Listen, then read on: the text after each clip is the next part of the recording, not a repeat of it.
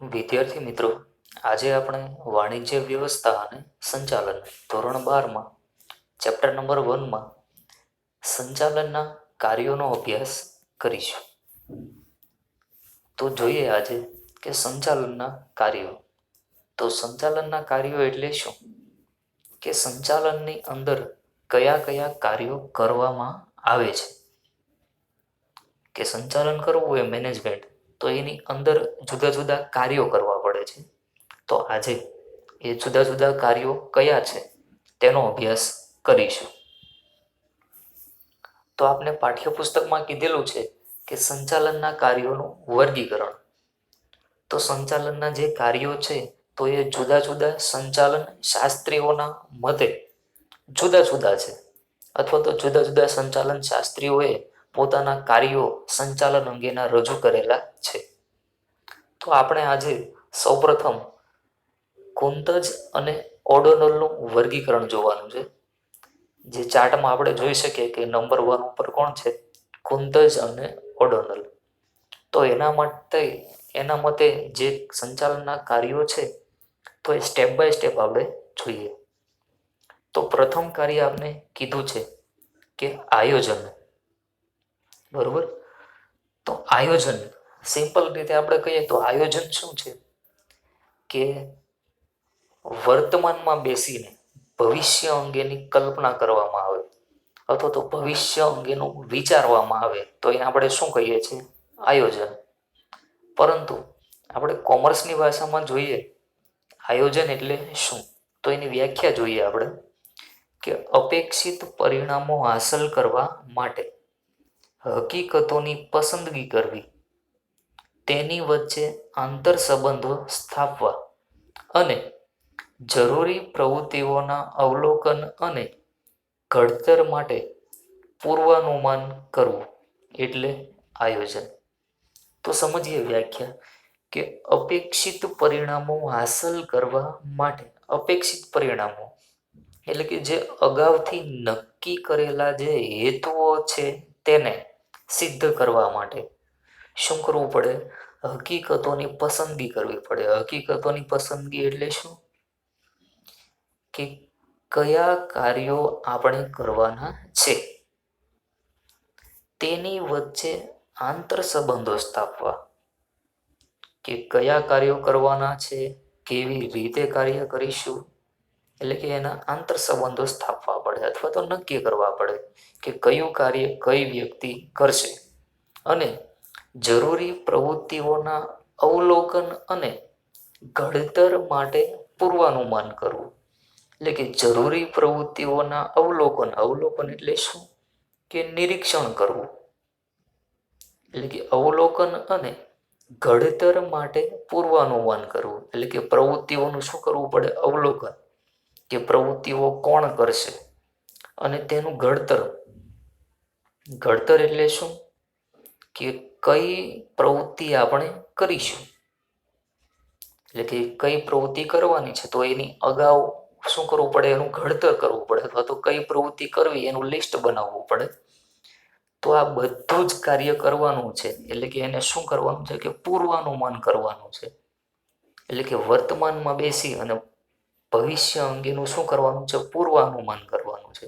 એટલે કે અનુમાન લગાવવાનું છે કે કયું કાર્ય કઈ વ્યક્તિ ક્યારે કયા સમયે કરશે, તો એને શું કહેવાય છે? આયોજન. એટલે કે ધંધામાં કઈ પ્રવૃત્તિ કરવાની છે એનું અવલોકન. અવલોકન એટલે શું? કે કઈ વ્યક્તિ નિરીક્ષણ રાખશે, કઈ પ્રવૃત્તિ આપણે કરવાની છે, એટલે કે એને શું કહેવાય? કે પ્રવૃત્તિનું ઘડતર. તો આ અંગેનું પૂર્વાનુમાન કરીએ તો એને શું કહેવાય છે? આયોજન. બરોબર.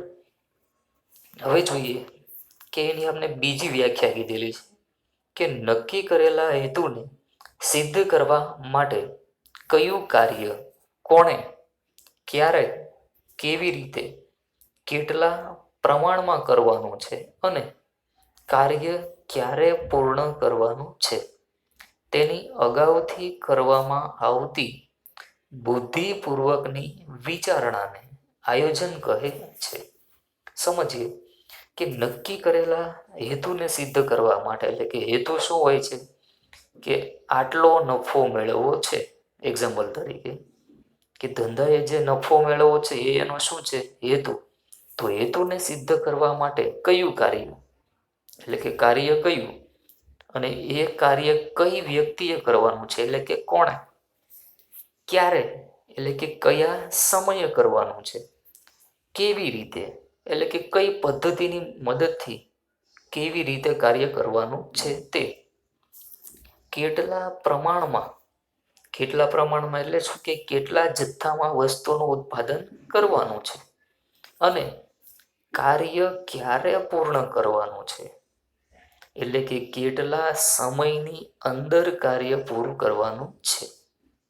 તો તેની અગાઉથી કરવામાં આવતી બુદ્ધિપૂર્વકની વિચારણાને શું કહે છે, આયોજન.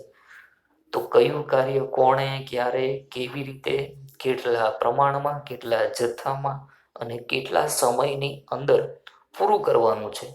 તો આ બધા જ અંગેની અગાઉથી આપણે વિચારણા કરીએ બુદ્ધિપૂર્વકની, તો આ વિચારણાને શું કહેવાય છે, આયોજન. એકદમ સરળ વ્યાખ્યા કે કયું કાર્ય કોણે, ક્યારે અને કેવી રીતે કરવાનું છે તેની બુદ્ધિપૂર્વકની વિચારણા એટલે શું છે, આયોજન. હવે જોઈએ કે સંચાલનનું બીજું કાર્ય શું કે છે કે વ્યવસ્થા તંત્ર.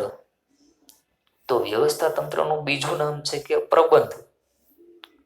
ઘણો ગુજરાતી શબ્દ કે પ્રબંધ. પ્રબંધ એટલે શું કે વ્યવસ્થા તંત્ર.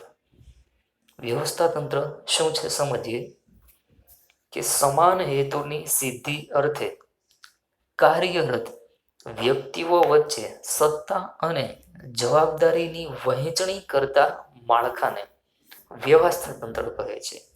એટલે કે સમાન હેતુની સિદ્ધિ અર્થે, એટલે કે ધંધામાં જેટલા કર્મચારીઓ કાર્ય કરતા હોય તો એનો હેતુ શું હોય છે કે ધંધાએ વધારેમાં વધારે પ્રગતિ કરવી અથવા તો વધારેમાં વધારે નફો મેળવવો. તો હેતુની સિદ્ધિ અર્થે કાર્યરત એટલે કે કાર્ય કરતા વ્યક્તિઓ વચ્ચે સત્તા અને જવાબદારીની વહેંચણી કરવી. તો સમજવું પડે કે સત્તા શું છે અને જવાબદારી શું છે. તો સત્તા એટલે શું, એક્ઝામ્પલ તરીકે જોઈએ કે ઉચ્ચ સપાટી છે એ ધંધાના દરેક નિર્ણયો લે છે, પરંતુ એના જે પેટા વિભાગો છે જેમ કે મધ્ય સપાટીએ શું હોય છે, ઉત્પાદન વિભાગ, નાણાં વિભાગ. તો આપણે ઉત્પાદન વિભાગમાં જોઈએ તો ઉચ્ચ સપાટી એ મધ્ય સપાટીના અધિકારીઓને કહે અથવા તો સત્તા આપે કે ભાઈ જો તારા વિભાગમાં કોઈ કર્મચારી કાર્ય ન કરે તો એને ધંધામાંથી કાઢી મૂકવાની સત્તા કોને આપું છું, તને. તો એને શું કહેવાય કે સત્તા આપી કહેવાય. અને બીજો શબ્દ શું છે કે જવાબદારીની વહેંચણી. એટલે કે સત્તા મળે તો જવાબદારી પણ મળે. એટલે કે જો ધંધામાં ઉત્પાદન વિભાગમાં નક્કી કરેલું કાર્ય પૂરું નહીં થાય અથવા તો નક્કી કરેલા ઉત્પાદન જેટલું કાર્ય ન થઈ શકે તો એના માટે ઉત્પાદન વિભાગનો અધિકારી જવાબદાર છે.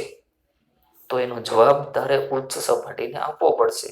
તો એને શું કહેવાય, જવાબદારીની વહેંચણી. તો વ્યવસ્થા તંત્ર એટલે શું કે એક સમાન હેતુની સિદ્ધિ માટે કાર્ય કરતા વ્યક્તિઓ એટલે કે કર્મચારીઓ વચ્ચે સત્તા અને જવાબદારી સોંપવાની પ્રક્રિયા અથવા તો જવાબદારીની વહેંચણી કરતા માળખાને શું કહેવાય છે, વ્યવસ્થા તંત્ર. તો વ્યવસ્થા તંત્રમાં ફક્ત સત્તા અને જવાબદારી સોંપવામાં આવે કે કઈ વ્યક્તિને સત્તા આપવાની છે, કોને જવાબદારી સોંપવાની છે, તો એનું જે માળખું બનાવવામાં આવે તો એને શું કહેવાય છે, વ્યવસ્થા તંત્ર. હવે પછીનું કાર્ય જોઈએ કે કર્મચારી વ્યવસ્થા. તો ડોક્ટર જ્યોર્જ આર ટેરી જણાવે છે કે કર્મચારી વ્યવસ્થાનો ઉદ્દેશ સંતોષકારક અને સંતુષ્ટ કર્મચારી દળ ઊભું કરવાનો છે, તેને જાળવી રાખવાનો અને વિકસાવવાનો છે. તો આની પહેલા સિમ્પલ સમજૂતી મેળવીએ કે કર્મચારી વ્યવસ્થા એટલે શું. એટલે કે ધંધાકીય એકમ માટે જરૂરી કર્મચારીઓ મેળવવા તેને કેળવવા એટલે કે તાલીમ આપવી અને તેને જાળવવા એટલે શું કે ધંધામાં ટકાવી રાખવાનું કાર્ય. તો એને શું કહેવાય? કર્મચારીની વ્યવસ્થા કરી કહેવાય. કે ધંધામાં જ્યારે જરૂર પડે ત્યારે કર્મચારીઓને ધંધામાં ભરતી કરવાની અથવા તો કર્મચારીઓને મેળવવા, તેને ધંધામાં તાલીમ આપવી અને તેને ધંધામાં લાંબા સમય સુધી ટકાવી રાખવાના એટલે કે જાળવી રાખવાનું કાર્ય. તો એને શું કહેવાય? વ્યવસ્થા તંત્ર. હવે જોઈએ આ વ્યાખ્યા કે જ્યોર્જ ટેરીના મતે કે કર્મચારી વ્યવસ્થાનો ઉદ્દેશ સંતોષકારક અને સંતુષ્ટ કર્મચારી દર ઊભું કરવાનો છે. એટલે કે સંતોષકારક એટલે કે યોગ્ય કર્મચારીઓ મેળવવાનો અને સંતુષ્ટ કર્મચારી દળ ઊભું કરવાનો છે. એટલે કે ધંધાકીય એકમના સંચાલકો દ્વારા જે પગાર આપવામાં આવે છે, જે સુવિધાઓ આપવામાં આવે છે, એનાથી કર્મચારી સંતુષ્ટ હોય તો એવું દળ ઊભું કરવાનું એટલે કે એવા કર્મચારીઓ મેળવવાના. પછી કીધું છે કે જાળવી રાખવાનું એટલે કે ધંધાકીય એકમમાં કર્મચારી લાંબા સમય સુધી કાર્ય કરી શકે. તો એના માટે ધંધામાં એને શું કરવો પડે? કે લાંબા સમય સુધી જાળવી રાખવો પડે એટલે કે ટકાવી રાખવો પડે. અને વિકસાવવાનો છે. વિકસાવવાનો એટલે શું? કે એને તાલીમ આપી એના કાર્યમાં સુધારો લાવવાનો પ્રયત્ન કરવાનો હોય છે. તાલીમ આપો તો કર્મચારી જે અગાઉ કાર્ય કરતો હોય તો વધારે સારી રીતે કાર્ય કરતો થાય. તો એને શું કહેવાય છે? વિકસાવવાનો છે. તો આવો હેતુ કોનો છે? કર્મચારી વ્યવસ્થાનો. પછીનું કાર્ય જોઈએ દોરવણી. તો દોરવણી થોડો અટપટો શબ્દ લાગે. તો દોરવણી એટલે સિમ્પલ કે દોરવણી એટલે શું? કે માર્ગદર્શન આપવાનું કામ. એને શું કહેવાય? દોરવણી. તો વ્યાખ્યા જોઈએ. કર્મચારીઓને ધ્યેય પૂર્તિ માટે માર્ગદર્શન આપવું અને તેમના પર દેખરેખ રાખવી એટલે દોરવણી. કર્મચારીઓને ધ્યેય પૂર્તિ માટે એટલે કે ધ્યેય સિદ્ધિ માટે માર્ગદર્શન આપવું એટલે કે કર્મચારીઓ કાર્ય કરતા હોય તો કદાચ કાર્ય અવ્યવસ્થિત થતું હોય તો એને નિરીક્ષક છે એ શું કરશે? માર્ગદર્શન આપશે અને તેમના પર દેખરેખ રાખવી એટલે કે જે કાર્યો કરતા હોય તો એની પર ધ્યાન રાખવાનું કાર્ય કોણ કરે છે? આ દોરવણી આપનાર વ્યક્તિ. તો આને શું કહેવાય છે? દોરવણી. એટલે કે કર્મચારીઓને માર્ગદર્શન આપવાનું કાર્ય અને તેમના ઉપર દેખરેખ રાખવી એટલે શું છે? દોરવણી. એકદમ સરળ. હવે જોઈએ પછીનું કાર્ય કે અંકુશ. તો અંકુશ એટલે શું? કે કંટ્રોલ. તો આપણે જોઈએ એની વ્યાખ્યા કે પ્રયત્નો અને પરિણામ તથા સાધનો અને ઉદ્દેશો વચ્ચે સંતુલન સાધવાનું કાર્ય એટલે અંકુશ. થોડીક અટપટી લાગશે વ્યાખ્યા, પણ સમજીએ કે પ્રયત્નો અને પરિણામ. તો પ્રયત્ન એટલે શું? કે ધંધામાં જે કર્મચારી છે એ કાર્ય કરે છે તો એને શું કહેવાય? પ્રયત્નો. બીજો શબ્દ શું છે? કે પરિણામ. તો કર્મચારીઓ કાર્ય કરશે તો પરિણામ શું મળશે? વસ્તુનું ઉત્પાદન થશે. બરોબર. પછી કીધું છે કે તથા સાધનો અને ઉદ્દેશો વચ્ચે સંતુલન સાધવાનું કાર્ય. સાધનો ધંધામાં કયા કયા હોય છે? જેમ કે કાચો માલ સામાન છે, યંત્રો છે, તો એ શું છે? સાધનો. અને ઉદ્દેશો વચ્ચે, ઉદ્દેશ એટલે કે આપણો હેતુ શું હોય છે? કે નફો મેળવવાનો. જો સાધનોનો તમે કરકસર ઉપયોગ કરશો તો જ નફો મળશે. એટલે કે સાધનો અને ઉદ્દેશો વચ્ચે સંતુલન એટલે કે બેલેન્સ જાળવવાનું કામ એટલે કે સમતોલન સાધવાનું કામ. તો એને શું કહેવાય છે? અંકુશ. એટલે કે કર્મચારી જો પ્રયત્ન કરશે તો શું મળશે? પરિણામ એટલે કે વસ્તુનું ઉત્પાદન થશે. ઉત્પાદન યોગ્ય રીતે થશે જો સાધનોનો તમે કરકસરપૂર્વક ઉપયોગ કરેલો હોય તો ઓછા ખર્ચે વધારે ઉત્પાદન મળશે. અને જો ઉત્પાદન વધારે થશે તો તમારો જે નફાનો હેતુ છે એ સિદ્ધ થશે. તો કાર્ય યોગ્ય થાય છે કે નહીં, ઉત્પાદન બરોબર થાય છે કે નહીં, સાધનોનો યોગ્ય ઉપયોગ થાય છે કે નહીં, અને તમારો હેતુ છે નફાનો એ સિદ્ધ થાય છે કે નહીં, તે જોવાનું કાર્ય એટલે શું છે અંકુશ. એકદમ સરળ. બીજી વ્યાખ્યા જોઈએ કે નિર્ધારિત ધ્યેયોને સિદ્ધ કરવા માટે એકમની પ્રવૃત્તિઓ આયોજન મુજબ થાય છે કે નહીં તે જોવાના કાર્યને શું કહે છે અંકુશ.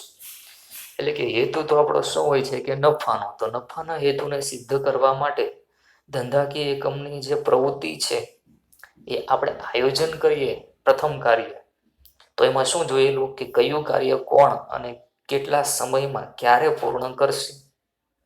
તો આયોજન મુજબ થાય છે કે નહીં તે જોવાના કાર્યને શું કહે છે અંકુશ. એટલે કે કંટ્રોલ રાખે કે ભાઈ સમયમાં મર્યાદાની અંદર કાર્ય થાય છે કે નહીં, દરેક કર્મચારી યોગ્ય રીતે કાર્ય કરે છે કે નહીં, તો એની ઉપર ધ્યાન રાખે, નિયંત્રણ રાખે, તો એને શું કહેવાય છે અંકુશનું કાર્ય.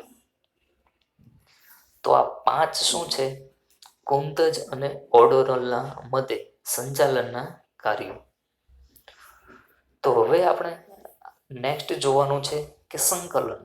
તો આ સંકલન પણ એ શું છે એક સંચાલનનું કાર્ય છે, બરોબર. કે જુદા જુદા સંચાલન શાસ્ત્રીઓના મતે એના વર્ગીકરણમાં સંકલનનો પણ સમાવેશ કરેલો છે.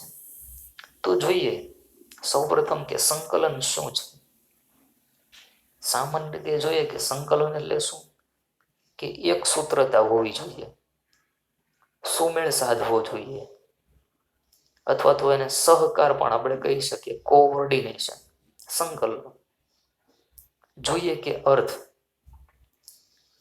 ધંધાકીય એકમના જુદા જુદા વિભાગોમાં કર્મચારીઓ દ્વારા જુદા જુદા જે કાર્યો થાય છે તેમની વચ્ચે એક સૂત્રતા કે સુમેળ સાધવાના કાર્યને સંકલન કહે છે.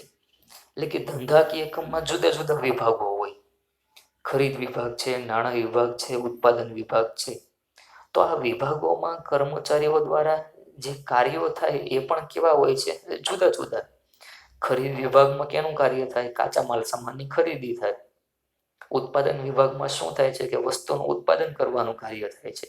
એટલે કે જુદા જુદા વિભાગોમાં કર્મચારીઓ દ્વારા જુદા જુદા જે કાર્યો થાય છે તેમની વચ્ચે એક સૂત્રતા જાળવવી. એક સૂત્રતા અથવા તો એને શું કહેવાય છે કે સુમેળ સાધવાનું કાર્ય, એને શું કહેવાય સંકલન. તો એક્ઝામ્પલ દ્વારા આપણે સમજીએ કે માનો કે ધંધાકીય એકમમાં વસ્તુનું ઉત્પાદન કરવું છે. તો વસ્તુનું ઉત્પાદન કરવા માટે સૌપ્રથમ નાણાં વિભાગ છે એ કાચો માલ સામાનનો ખરીદી કરનાર વિભાગ છે એને રૂપિયા આપશે. તો ખરીદ વિભાગ કાચો માલ સામાન ખરીદશે, ખરીદી કરશે કાચો માલ સામાનની, અને એ કાચો માલ સામાન કોને આપશે ઉત્પાદન વિભાગને. એટલે કે એ વસ્તુનું ઉત્પાદન કરશે અને ઉત્પાદન વિભાગ છે એ વસ્તુનું ઉત્પાદન કરીને વેચાણ વિભાગને વસ્તુ વેચવા માટે આપશે, અને વેચાણ વિભાગ છે એ વસ્તુ વેચશે અને બદલામાં શું મેળવશે રૂપિયા અથવા તો નફો મેળવશે, અને એ નફો કોની પાસે જાય નાણાં વિભાગ પાસે, બરોબર. તો આને શું કહેવાય એક પ્રકારનું સુમેળ સાધો કહેવાય, સંકલન સધાણું કહેવાય. સ્ટેપ બાય સ્ટેપ દરેક કાર્યો થતા રહે છે. તો જો કોઈ આવી પ્રક્રિયા તમને જોવા મળે અથવા તો આવું કાર્ય હોય તો એને શું કહેવાય સંકલનનું કાર્ય.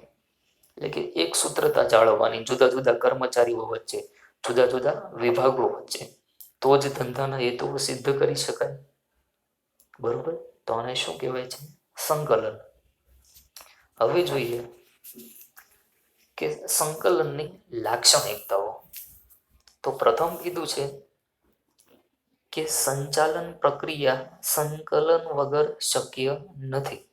એટલે કે સંચાલનની જે પ્રક્રિયા છે એ સંકલન વગર શક્ય નથી. આયોજનથી લઈ અને અંકુશ સુધીના દરેક કાર્ય કરતી વખતે સંકલનની જરૂર પડે. એટલે કે આપણે પ્લાનિંગ કરવું હોય, એટલે કે પ્રથમ કાર્ય આયોજન, તો આયોજન કરવું હોય તો એમાં પણ સંકલનની જરૂર છે. કે જુદા જુદા સંચાલકો હોય, જનરલ મેનેજર હોય, સીઈઓ હોય, જુદા જુદા વિભાગના અધિકારીઓ હોય અને બધા સાથે બેસીને શું કરે છે? આયોજન. તો આ દરેક વ્યક્તિઓ વચ્ચે સંકલન હોય તો જ આગળની પ્રક્રિયા થાય. એટલે સંચાલન પ્રક્રિયા સંકલન વગર શક્ય જ નથી. આ પહેલી લાક્ષણિકતા. બીજું કીધું છે કે સંચાલનની દરેક સપાટીએ થતું કાર્ય છે. સંચાલનની દરેક સપાટીએ, એટલે કે ઉચ્ચ સપાટી છે, મધ્ય સપાટી છે અને તળ સપાટી. તો આ દરેક સપાટીઓમાં પણ સંકલન જરૂરી છે. ઉચ્ચ સપાટીમાં જુદા જુદા સંચાલકો વચ્ચે સંકલન જરૂરી છે. મધ્ય સપાટીમાં જુદા જુદા વિભાગના અધિકારીઓ વચ્ચે સંકલન જરૂરી છે. તળ સપાટીમાં જુદા જુદા કર્મચારીઓ વચ્ચે સંકલન જરૂરી છે. તો જ ધંધાના તમામ હેતુઓ સિદ્ધ કરી શકાય. એટલે સાબિત થાય કે સંચાલનની દરેક સપાટીએ થતું કાર્ય એટલે કોણ? અંકુશ. આગળ કીધું છે આપણે કે સંકલનની સફળતા માટે માહિતી સંચારની વ્યવસ્થા કાર્યક્ષમ હોવી જોઈએ. માહિતી સંચાર એટલે શું? કે કોમ્યુનિકેશન. માહિતી સંચાર જરૂરી છે. એટલે કે ઉચ્ચ સપાટી મધ્ય સપાટીને નક્કી કરેલા હેતુઓ અથવા તો નીતિ નિયમો કોને કહે છે? મધ્ય સપાટીને. અથવા તો એને શું આપશે? ઓર્ડર, હુકમ આપશે. અને મધ્ય સપાટી છે એ હુકમો કોને આપશે? તળ સપાટીને. પરંતુ જો માહિતી સંચાર યોગ્ય ન હોય તો આગળની પ્રવૃત્તિ થવાની નથી અથવા તો કાર્યક્ષમ રીતે થઈ શકે નહીં. એટલે કે જો સંકલન હોય તો ઉચ્ચ સપાટી જે હેતુઓ નક્કી કરે અથવા તો જે હુકમો કોને આપશે? મધ્ય સપાટી. અને જો માહિતી સંચાર યોગ્ય હશે તો જ મધ્ય સપાટી છે એ તળ સપાટીને ઉચ્ચ સપાટીએ નક્કી કરેલા હુકમો અથવા તો હેતુઓ જણાવી શકશે. તો જ સારી રીતે સંકલન થાય. તો સંકલન માટે શું જરૂરી છે? માહિતી સંચાર યોગ્ય હોવો જોઈએ. પછી નંબર 4 કે સહકાર વગર સંકલન શક્ય નથી. સ્વાભાવિક છે કે દરેક કર્મચારીઓનો, દરેક વ્યક્તિઓનો સહકાર હોય તો જ સંકલન શક્ય બને.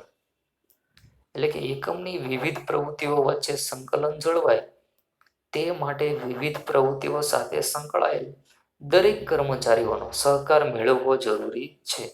અથવા તો બે વિભાગ હોય, ઉત્પાદન વિભાગ અને ખરીદ વિભાગ અથવા તો નાણાં વિભાગ, તો આ દરેક વચ્ચે સંકલન અથવા તો સહકાર હોય તો જ સંકલન શક્ય બને. સહકાર જો ન હોય તો સંકલન એને કહેવામાં આવે જ નહીં. એટલે કે સહકાર વગર સંકલન શક્ય નથી. નંબર 5 સંકલન એ સંચાલનનો આત્મા છે. સંકલન એ સંચાલનનો આત્મા છે. એટલે કે સંચાલનના દરેક કાર્યમાં કોની જરૂર પડે છે? સંકલનની. એટલે કે સંચાલનનું દરેક કાર્ય, એટલે કે આપણે જોઈ ગયા આયોજન, વ્યવસ્થા તંત્ર, કર્મચારી વ્યવસ્થા, દોરવણી અને અંકુશ, આ બધા કાર્યો કરવા હોય તો એમાં શું સમાયેલું હોય છે? સંકલન. જો સંકલન નહીં હોય તો સંચાલનના કાર્યો સફળ થશે નહીં. એટલે કે સંકલનને સંચાલનનો શું કહેવામાં આવેલો છે? આત્મા. તો આ એનું શું છે? છેલ્લું લક્ષણ. બરોબર. હવે જોઈએ કે સંકલનનું મહત્વ, કે સંકલનથી શું ફાયદા થાય છે. સંકલન છે તો કયા કાર્યો સફળતાપૂર્વક આપણે કરી શકીએ છીએ. નંબર 1 જોઈએ કે સંચાલનના કાર્યો અસરકારક બને. એટલે કે સંચાલનના કયા કાર્યો? આયોજન, વ્યવસ્થા તંત્ર, કર્મચારી વ્યવસ્થા, દોરવણી અને અંકુશ વગેરે અસરકારક બને છે. કોને કારણે? સંકલનને કારણે. સંકલન યોગ્ય રીતે થાય તો જ સંચાલનના દરેક કાર્યો સારી રીતે અથવા અસરકારક રીતે પાર પડે. એનું શું છે? પ્રથમ મહત્વ. બીજું જોઈએ કે એકમના દરેક કાર્યો સરળતાથી કરી શકાય. એ પણ સ્વાભાવિક છે કે સંકલન સહકાર હશે દરેક કર્મચારીઓ વચ્ચે તો એકમના દરેક કાર્યો સરળતાથી કરી શકાય. જેમ કે ઉત્પાદનનું કાર્ય છે, વેચાણનું કાર્ય છે, ખરીદીનું કાર્ય છે, તો આવા જુદા જુદા કાર્યો હોય એ સરળતાથી અને સારી રીતે આપણે કરી શકીએ છીએ સંકલન હોય તો. પછી કીધું છે એકમનું કોઈ કામ કરવાનું રહી જતું નથી કે બેવડાતું નથી. એટલે કે જો સંકલન હોય, સહકાર હોય, તો એકમનું કોઈ પણ કાર્ય કરવાનું રહી જતું નથી. બીજો શબ્દ કીધું છે કે બેવડાતું નથી. એટલે શું? કે રિપીટ થતું નથી. એકનું એક કાર્ય ડબલ વખત થતું નથી. એટલે કે સમયનો બગાડ પણ થતો નથી. કોને કારણે? સંકલનને કારણે. હવે નંબર 4 જોઈએ કે જુદા જુદા વિભાગોમાં સંવાદિતા જળવાઈ રહે છે. એટલે કે સંકલનથી એકમના જે જુદા જુદા વિભાગો છે એની વચ્ચે સંવાદિતા જળવાઈ રહે. સંવાદિતા એટલે શું? કે બે વિભાગો વચ્ચે મેળ સધાય અથવા તો એક સૂત્રતા જળવાઈ રહે છે. કોને કારણે? સંકલનને કારણે. નેક્સ્ટ જોઈએ વિવિધ વિભાગોના કાર્યોને તેના ક્રમ અને સમય વચ્ચે સમતુલા જાળવી શકાય. એટલે કે એકમના વિવિધ વિભાગોના કાર્યોને તેના ક્રમ અને સમય વચ્ચે સમતુલા જાળવવાનું કાર્ય સંકલનને લીધે શક્ય બને છે. એટલે કે વિવિધ વિભાગના કાર્યો, તેના ક્રમ એટલે કે કયું કાર્ય અને સમય એટલે કે કયા સમયે ક્યારે કરવાનું છે, તો એની વચ્ચે સમતુલા જળવાઈ રહે છે. કોને કારણે? સંકલનને લીધે. જે અગાઉ આપણે એક્ઝામ્પલ જોયું હતું એ જ અહીંયા રિપીટ કરીએ કે ધંધાકીય એકમમાં કોઈ વસ્તુનું ઉત્પાદન કરવું છે તો એના માટે સૌપ્રથમ નાણાં વિભાગ છે એ કાચો માલ સામાનની ખરીદી કરનાર વિભાગને શું આપશે? રૂપિયા આપશે. કાચો માલ સામાન ખરીદવા. તો કાચો માલ સામાનનો વિભાગનો જે ખરીદ અધિકારી છે એ કાચો માલ સામાન ખરીદશે અને એ ખરીદીને કોને આપશે? ઉત્પાદન વિભાગને. તો ઉત્પાદન વિભાગ શું કરશે? વસ્તુનું ઉત્પાદન. એ વસ્તુનું ઉત્પાદન કરી અને કોને આપશે? વેચાણ વિભાગને, વેચવા માટે. તો વેચાણ વિભાગ છે એ વસ્તુ વેચશે અને બદલામાં રૂપિયા આવશે અથવા તો નફો આવશે. એ નાણાં વિભાગ પાસે રહેશે. તો આને શું કહેવાય? કે વિભાગના કાર્યોને તેના ક્રમ, સ્ટેપ બાય સ્ટેપ અને સમય વચ્ચે સમતુલા જાળવી શકાય. કે ઉત્પાદન થયું તો આટલા સમયમાં એનું વેચાણ થવું જોઈએ. વેચાણ થશે એટલે નફો મળશે. નફો મળશે તો ફરી વખત કાચો માલ સામાન ખરીદવામાં આવશે. કાચો માલ સામાન ખરીદાશે તો ફરીથી વસ્તુનું ઉત્પાદન થશે. તો આ ક્રમ અને સમય વચ્ચે સમતુલા આપણે જાળવી શકીએ છીએ. અને લાસ્ટમાં જોઈએ કે એકમના નક્કી કરેલા હેતુઓને સિદ્ધ કરી શકાય. સ્વાભાવિક છે કે સંકલન યોગ્ય હશે અથવા તો સંકલનને કારણે ધંધાના જે નક્કી કરેલા હેતુઓ છે એ સિદ્ધ કરી શકાય છે. કે સંચાલનના દરેક કાર્યો કરી શકાય છે. સંચાલનના દરેક કાર્યો કરીએ જેમ કે આયોજન, વ્યવસ્થા તંત્ર, કર્મચારી વ્યવસ્થા, દોરવણી અને અંકુશ. તો અંકુશનું કાર્ય પૂર્ણ થાય એટલે આપણા ઓટોમેટિકલી હેતુઓ પણ શું થઈ જાય છે? સિદ્ધ. જો સંકલન યોગ્ય હશે તો જ. બરોબર? તો આ શું છે આપણે કે સંકલનનું મહત્વ. તો આજે આપણે સંચાલનના જુદા જુદા કાર્યો અને સંકલનનો અર્થ, લાક્ષણિકતા અને તેના મહત્વનો અભ્યાસ કર્યો. બરોબર? Thank you.